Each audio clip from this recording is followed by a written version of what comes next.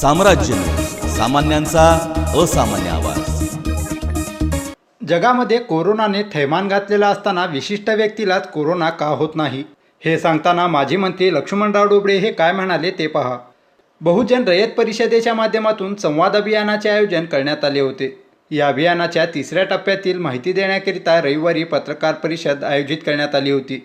या प्रसंगी माजी मंत्री लक्ष्मणराव ढोबळे म्हणाले की जगामध्ये कोरोनाने थैमान घातलेला असताना विशिष्ट लोकांना कोरोना का होत नाही याचा शोध घेण्याची वेळ आता आली आहे.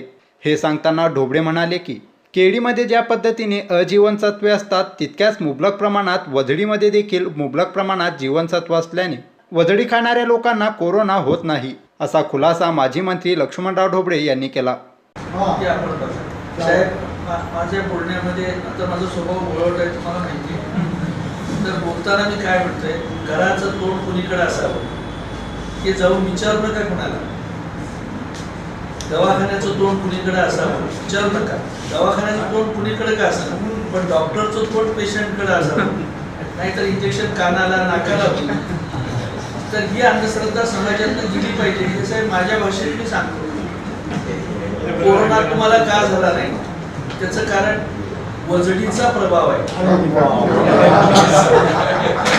मी बोलतो माझ्या भाषेत बोलतो, मला लाज वाटत नाही. मला लाजायचं काय कारण आहे, मी त्याच्यात काय वैशिष्ट्य आहे म्हणजे टर्किश टावेलचे तुकडे असतात, पाईपलाईनचे तुकडे असतात.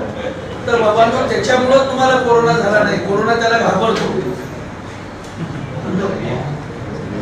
वॅक्सिन आहे ते समाजाची. केळी जसं क जीवनसत्व घेणं, ड जीवनसत्व घेणं महत्वाचं आहे, तसं हे देखील जीवनसत्वाचा अंगीकार करताना जिगरी घेणं महत्वाचं आहे.